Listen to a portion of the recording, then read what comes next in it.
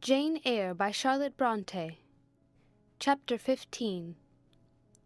Mr. Rochester did, on a further occasion, explain it. It was one afternoon when he chanced to meet me and Adele in the grounds, and while she played with Pilot and her shuttlecock, he asked me to walk up and down a long beech avenue within sight of her. He then said that she was the daughter of a French opera dancer, Céline Varens, towards whom he had once cherished what he called a grand passion. This passion Céline had professed to return with even superior ardor. He thought himself her idol, ugly as he was. He believed, as he said, that she preferred his taille d'athlète to the elegance of the Apollo Belvedere. And Miss Eyre, so much was I flattered by this preference of the Gallic sylph for her British gnome, that I installed her in a hotel, gave her a complete establishment of servants, a carriage, cashmeres, diamonds, dentelles, etc. In short, I began the process of ruining myself in the received style, like any other spoony. I had not, it seems, the originality to chalk out a new road to shame and destruction, but trode the old track with stupid exactness, not to deviate an inch from the beaten centre. I had, as I deserved to have, the fate of all other spoonies. Happening to call one evening when Céline did not expect me, I found her out, but it was a warm night, and I was tired with strolling through Paris, so I sat down in her boudoir, happy to breathe the air consecrated so lately by her presence. No, I exaggerate. I never thought there was any consecrating virtue about her. It was rather a sort of pastille perfume she had left, a scent of musk and amber, than an odor of sanctity. I was just beginning to stifle with the fumes of conservatory flowers and sprinkled essences when I bethought myself to open the window and step out onto the balcony. It was moonlight and gaslight besides, and very still and serene. The balcony was furnished with a chair or two. I sat down and took out a cigar. I will take one now, if you will excuse me. Here ensued a pause, filled up by the producing and lighting of a cigar. Having placed it to his lips and breathed a trail of Havana incense on the freezing and sunless air, he went on. I liked bonbons, too, in those days, Miss Eyre, and I was croquant, overlook the barbarism, croquant chocolate comfits, and smoking alternately, watching, meantime, the equipages that rolled along the fashionable streets towards the neighboring opera-house, when in an elegant close carriage, drawn by a beautiful pair of English horses, and distinctly seen in the brilliant city night, I recognized the voiture I had given Céline. She was returning. Of course my heart thumped with impatience against the iron rails I leant upon. The carriage stopped, as I had expected, at the hotel door. My flame, that is the very word for an opera inamorata, alighted.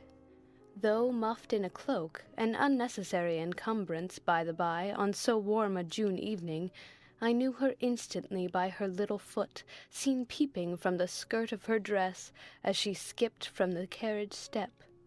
Bending over the balcony, I was about to murmur "Mon ange," in a tone, of course, which should be audible to the ear of love alone, when a figure jumped from the carriage after her, cloaked also, but that was a spurred heel which had rung on the pavement, and that was a hatted head which now passed under the arched porte-cochere of the hotel. You never felt jealousy, did you, Miss Eyre? Of course not. I need not ask you, because you never felt love. You have both sentiments yet to experience. Your soul sleeps. The shock is yet to be given which shall waken it. You think all existence lapses in as quiet a flow as that in which your youth has hitherto slid away. Floating on with closed eyes and muffled ears, you neither see the rocks bristling not far off in the bed of the flood, nor hear the breakers boil at their base. But I tell you, and you may mark my words, you will come some day to a craggy pass in the channel, where the whole of life's stream will be broken up into whirl and tumult, foam and noise. Either you will be dashed to atoms on crag points, or lifted up and borne on by some master wave into a calmer current, as I am now. I like this day.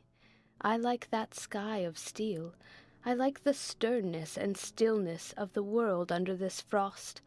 I like Thornfield, its antiquity, its retirement, its old crow trees and thorn trees, its grey facade and lines of dark windows reflecting that metal welkin, and yet how long have I abhorred the very thought of it, shunned it like a great plague-house. How I do still abhor— He ground his teeth and was silent. He arrested his step and struck his boot against the hard ground. Some hated thought seemed to have him in its grip, and to hold him so tightly that he could not advance. We were ascending the avenue when he thus paused. The hall was before us. Lifting his eye to its battlements, he cast over them a glare such as I never saw before or since. Pain, shame, ire, impatience, disgust, detestation seemed momentarily to hold a quivering conflict in the large pupil dilating under his ebon eyebrow. Wild was the wrestle which should be paramount, but another feeling rose and triumphed. Something hard and cynical, self-willed and resolute.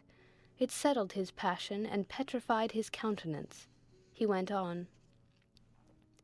During the moment I was silent, Miss Eyre, I was arranging a point with my destiny. She stood there by that beech trunk, a hag like one of those who appeared to Macbeth on the heath of Forres.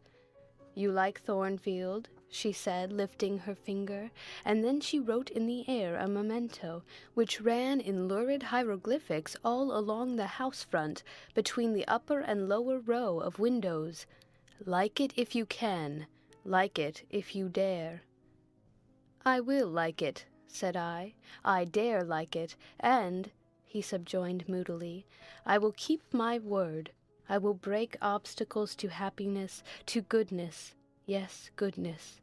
I wish to be a better man than I have been, than I am. As Job's Leviathan broke the spear, the dart, and the habergeon, hindrances which others count as iron and brass, I will esteem but straw and rotten wood." Adele here ran before him with her shuttlecock. "Away!" he cried harshly. "Keep at a distance, child, or go in to Sophie." Continuing then to pursue his walk in silence, I ventured to recall him to the point whence he had abruptly diverged. "Did you leave the balcony, sir?" I asked, when Mademoiselle Varennes entered. I almost expected a rebuff for this hardly well-timed question, but, on the contrary, waking out of his scowling abstraction, he turned his eyes towards me, and the shade seemed to clear off his brow. "Oh, I had forgotten Celine. Well, to resume. When I saw my charmer thus come in accompanied by a cavalier, I seemed to hear a hiss, and the green snake of jealousy, rising on undulating coils from the moonlit balcony, glided within my waistcoat and ate its way in 2 minutes to my heart's core. Strange!" he exclaimed, suddenly starting again from the point.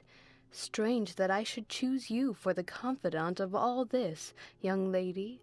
Passing strange that you should listen to me quietly, as if it were the most usual thing in the world for a man like me to tell stories of his opera mistresses to a quaint, inexperienced girl like you. But the last singularity explains the first. As I intimated once before, you, with your gravity, considerateness, and caution, were made to be the recipient of secrets. Besides, I know what sort of a mind I have placed in communication with my own. I know it is one not liable to take infection. It is a peculiar mind. It is a unique one. Happily, I do not mean to harm it, but if I did, it would not take harm from me. The more you and I converse, the better, for, while I cannot blight you, you may refresh me." After this digression he proceeded. "I remained in the balcony. They will come to her boudoir, no doubt, thought I. Let me prepare an ambush. So, putting my hand in through the open window, I drew the curtain over it, leaving only an opening through which I could take observations. Then I closed the casement, all but a chink just wide enough to furnish an outlet to lovers' whispered vows. Then I stole back to my chair, and as I resumed it, the pair came in. My eye was quickly at the aperture. Celine's chambermaid entered, lit a lamp, left it on the table, and withdrew. The couple were thus revealed to me clearly. Both removed their cloaks, and there was the Varennes shining in satin and jewels, my gifts, of course, and there was her companion in an officer's uniform, and I knew him for a young roué of a vicomte, a brainless and vicious youth whom I had sometimes met in society, and had never thought of hating because I despised him so absolutely. On recognizing him, the fang of the snake jealousy was instantly broken, because at the same moment my love for Celine sank under an extinguisher. A woman who could betray me for such a rival was not worth contending for. She deserved only scorn, less, however, than I, who had been her dupe. They began to talk. Their conversation eased me completely, frivolous, mercenary, heartless, and senseless. It was rather calculated to weary than enrage a listener. A card of mine lay on the table. This being perceived, brought my name under discussion. Neither of them possessed energy or wit to belabor me soundly, but they insulted me as coarsely as they could in their little way, especially Celine, who even waxed rather brilliant on my personal defects, deformities she termed them. Now it had been her custom to launch out into fervent admiration of what she called my beaute mâle, wherein she differed diametrically from you, who told me point-blank at the second interview that you did not think me handsome. The contrast struck me at the time, and Adele here came running up again. "Monsieur, Jean has just been to say that your agent has called and wishes to see you." Ah, in that case I must abridge. Opening the window, I walked in upon them, liberated Celine from my protection, gave her notice to vacate her hotel, offered her a purse for immediate exigencies, disregarded screams, hysterics, prayers, protestations, convulsions, made an appointment with the Vicomte for a meeting at the Bois de Boulogne. Next morning I had the pleasure of encountering him, left a bullet in one of his poor etiolated arms, feeble as the wing of a chicken in the pip, and then thought I had done with the whole crew. But unluckily the Varennes, 6 months before, had given me this fillet Adele, who, she affirmed, was my daughter. And perhaps she may be, though I see no proofs of such grim paternity written in her countenance. Pilot is more like me than she. Some years after I had broken with her mother, she abandoned her child, and ran away to Italy with a musician or singer. I acknowledged no natural claim on Adele's part to be supported by me, nor do I now acknowledge any, for I am not her father. But hearing that she was quite destitute, I e'en took the poor thing out of the slime and mud of Paris, and transplanted it here, to grow up clean in the wholesome soil of an English country garden. Mrs. Fairfax found you to train it, but now you know that it is the illegitimate offspring of a French opera girl. You will perhaps think differently of your post and protégé. You will be coming to me some day with notice that you have found another place, that you beg me to look out for a new governess, etc., eh? No, Adele is not answerable for either her mother's faults or yours. I have a regard for her, and now that I know she is, in a sense, parentless, forsaken by her mother and disowned by you, sir, I shall cling closer to her than before. How could I possibly prefer the spoilt pet of a wealthy family, who would hate her governess as a nuisance, to a lonely little orphan who leans towards her as a friend? Oh, that is the light in which you view it? Well, I must go in now, and you too. It darkens. But I stayed out a few minutes longer with Adele and Pilot, ran a race with her, and played a game of battledore and shuttlecock. When we went in, and I had removed her bonnet and coat, I took her on my knee, kept her there an hour, allowing her to prattle as she liked, not rebuking even some little freedoms and trivialities into which she was apt to stray when much noticed, and which betrayed in her a superficiality of character, inherited probably from her mother, hardly congenial to an English mind. Still she had her merits, and I was disposed to appreciate all that was good in her to the utmost. I sought in her countenance and features a likeness to Mr. Rochester, but found none. No trait, no turn of expression announced relationship. It was a pity. If she could but have been proved to resemble him, he would have thought more of her. It was not till after I had withdrawn to my own chamber for the night that I steadily reviewed the tale Mr. Rochester had told me.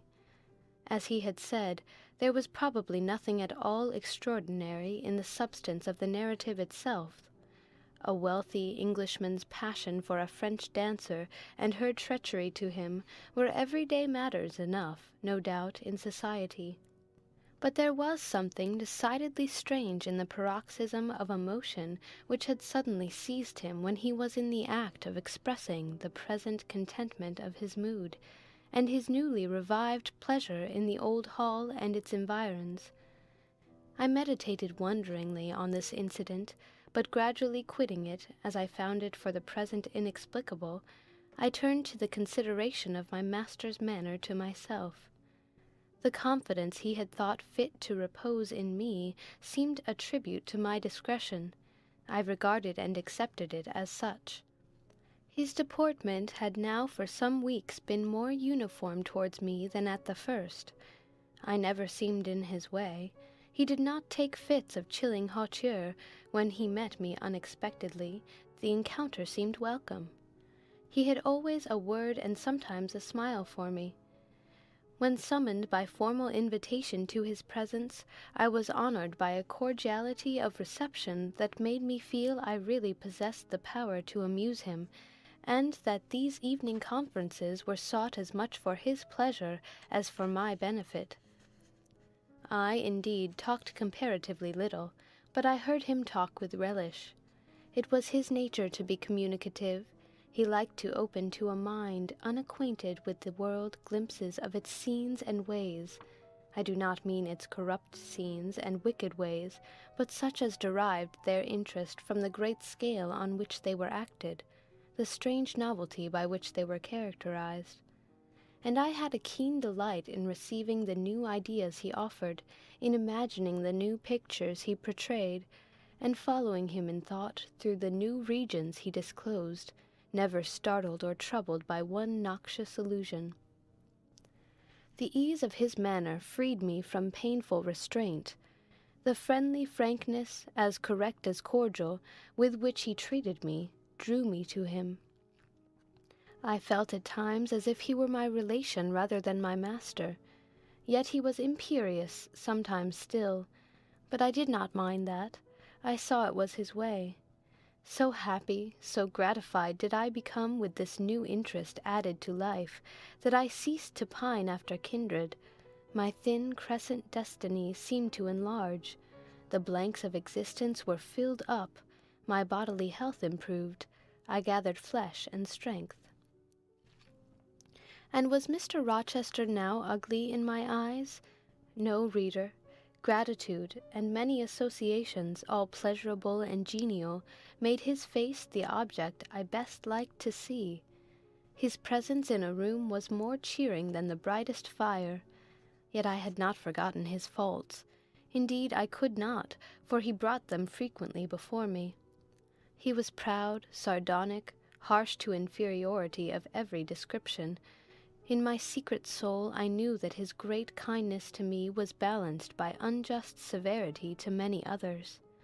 He was moody, too, unaccountably so.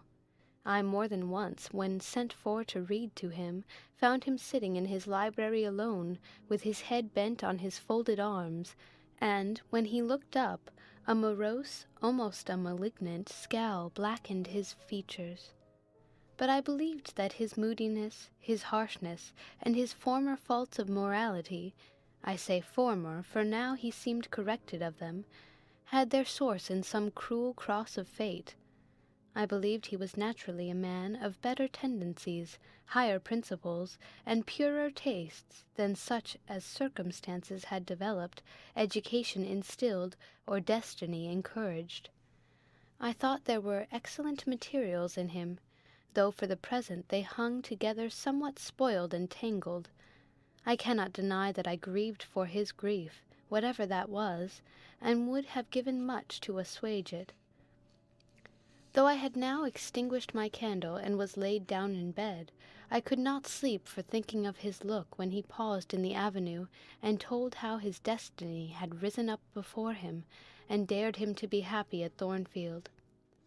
Why not? I asked myself. What alienates him from the house? Will he leave it again soon? Mrs. Fairfax said he seldom stayed here longer than a fortnight at a time, and he has now been resident 8 weeks. If he does go, the change will be doleful. Suppose he should be absent spring, summer, and autumn. How joyless sunshine and fine days will seem. I hardly know whether I had slept or not after this musing.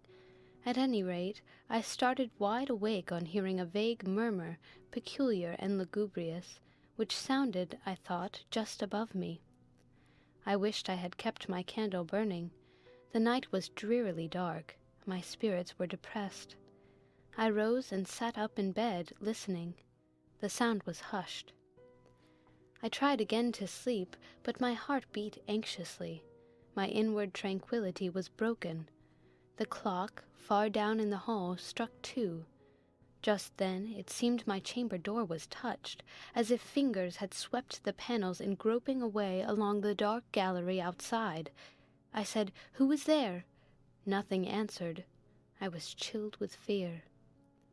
All at once I remembered that it might be Pilot, who, when the kitchen door chanced to be left open, not unfrequently found his way up to the threshold of Mr. Rochester's chamber. I had seen him lying there myself in the mornings. The idea calmed me somewhat. I lay down. Silence composes the nerves, and as an unbroken hush now reigned again through the whole house, I began to feel the return of slumber.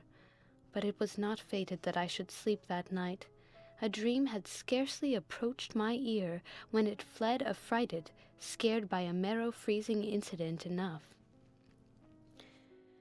This was a demoniac laugh, low, suppressed, and deep, uttered, as it seemed, at the very keyhole of my chamber door.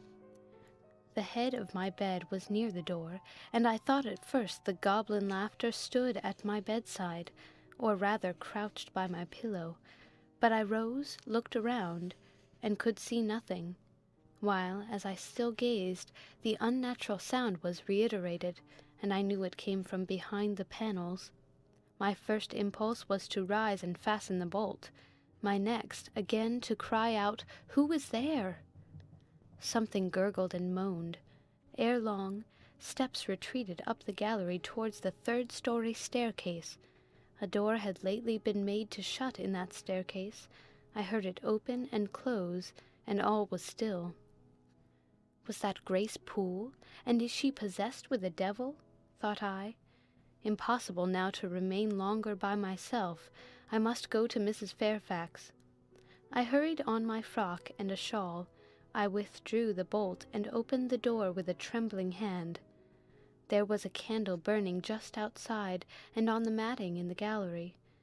I was surprised at this circumstance, but still more was I amazed to perceive the air quite dim, as if filled with smoke, and, while looking to the right hand and left to find whence these blue wreaths issued, I became further aware of a strong smell of burning. Something creaked. It was a door ajar, and that door was Mr. Rochester's, and the smoke rushed in a cloud from thence. I thought no more of Mrs. Fairfax. I thought no more of Grace Poole or the laugh. In an instant I was within the chamber. Tongues of flame darted round the bed. The curtains were on fire. In the midst of blaze and vapor, Mr. Rochester lay stretched motionless in deep sleep. "Wake! Wake!" I cried. I shook him, but he only murmured and turned. The smoke had stupefied him. Not a moment could be lost. The very sheets were kindling. I rushed to his basin and ewer. Fortunately, one was wide and the other deep, and both were filled with water. I heaved them up, deluged the bed and its occupant, flew back to my own room, brought my own water-jug, baptized the couch afresh, and, by God's aid, succeeded in extinguishing the flames which were devouring it. The hiss of the quenched element, the breakage of a pitcher which I flung from my hand when I had emptied it, and, above all, the splash of the shower-bath I had liberally bestowed, roused Mr. Rochester at last. Though it was now dark, I knew he was awake, because I heard him fulminating strange anathemas at finding himself lying in a pool of water. "Is there a flood?" he cried. "No, sir," I answered, "but there has been a fire. Get up, do. You are quenched now. I will fetch you a candle." "In the name of all the elves in Christendom, is that Jane Eyre?" he demanded. "What have you done with me, witch, sorceress? Who is in the room besides you? Have you plotted to drown me?" "I will fetch you a candle, sir, and in heaven's name get up. Somebody has plotted something. You cannot too soon find out who and what it is. There, I am up now, but at your peril you fetch a candle yet. Wait 2 minutes till I get into some dry garments, if any dry there be. Yes, here is my dressing-gown. Now run." I did run.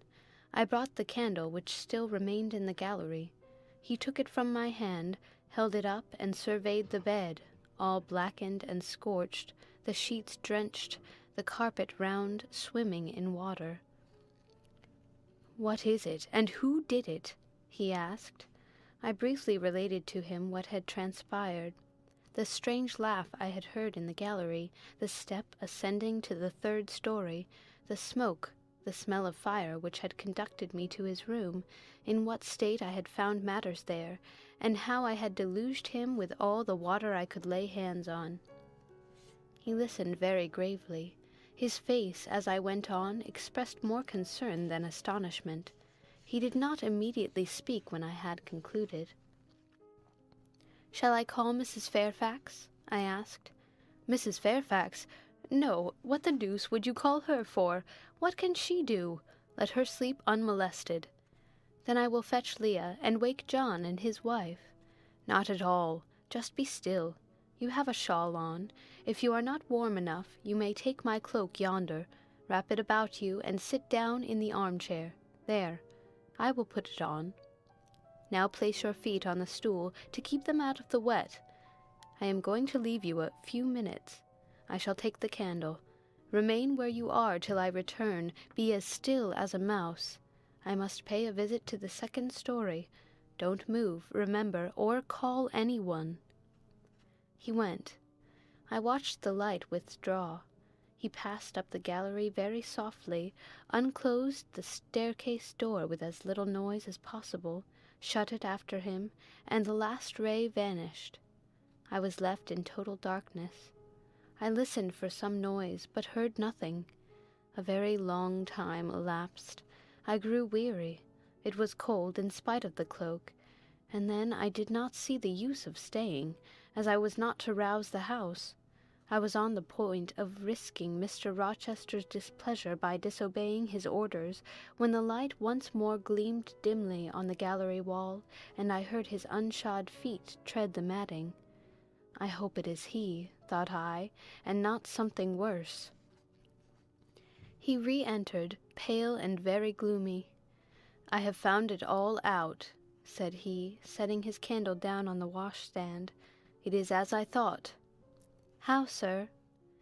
He made no reply, but stood with his arms folded, looking on the ground.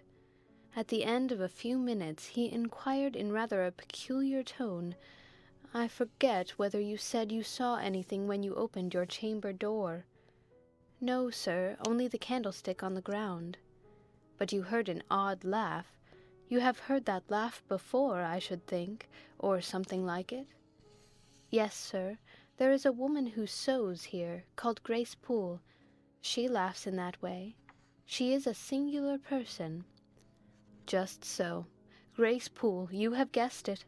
She is, as you say, singular. Very. Well, I shall reflect on the subject. Meantime, I am glad that you are the only person, besides myself, acquainted with the precise details of tonight's incident. You are no talking fool. Say nothing about it. I will account for this state of affairs, pointing to the bed. And now return to your own room. I shall do very well on the sofa in the library for the rest of the night. It is near 4. In 2 hours the servants will be up. Good night, then, sir, said I, departing. He seemed surprised, very inconsistently so, as he had just told me to go. What? He exclaimed. Are you quitting me already, and in that way? You said I might go, sir. But not without taking leave, not without a word or two of acknowledgment and good-will, not, in short, in that brief, dry fashion. Why, you have saved my life, snatched me from a horrible and excruciating death, and you walk past me as if we were mutual strangers. At least shake hands. He held out his hand. I gave him mine. He took it first in one, then in both his own. You have saved my life. I have a pleasure in owing you so immense a debt. I cannot say more. Nothing else that has being would have been tolerable to me in the character of creditor for such an obligation. But you, it is different. I feel your benefits no burden, Jane. He paused, gazed at me. Words almost visible trembled on his lips, but his voice was checked. Good night again, sir. There is no debt, benefit, burden, obligation in the case. I knew, he continued, you would do me good in some way, at some time. I saw it in your eyes when I first beheld you. Their expression and smile did not— Again he stopped. Did not, he proceeded hastily, strike delight to my very inmost heart, so for nothing. People talk of natural sympathies. I have heard of good genii. There are grains of truth in the wildest fable. My cherished preserver, good night. Strange energy was in his voice, strange fire in his look. I am glad I happened to be awake, I said, and then I was going. What? You will go? I am cold, sir. Cold? Yes, and standing in a pool. Go then, Jane, go. But he still retained my hand, and I could not free it. I bethought myself of an expedient. I think I hear Mrs. Fairfax move, sir, said I. Well, leave me. He relaxed his fingers, and I was gone. I regained my couch, but never thought of sleep. Till morning dawned, I was tossed on a buoyant but unquiet sea, where billows of trouble rolled under surges of joy. I thought sometimes I saw beyond its wild waters a shore sweet as the hills of Beulah, and now and then a freshening gale, wakened by hope, bore my spirit triumphantly towards the bourne, but I could not reach it even in fancy. A counteracting breeze blew off land and continually drove me back. Sense would resist delirium, judgment would warn passion. Too feverish to rest, I rose as soon as day dawned. End of chapter. Read by Amanda Eland for Lit2Go. On the web at fci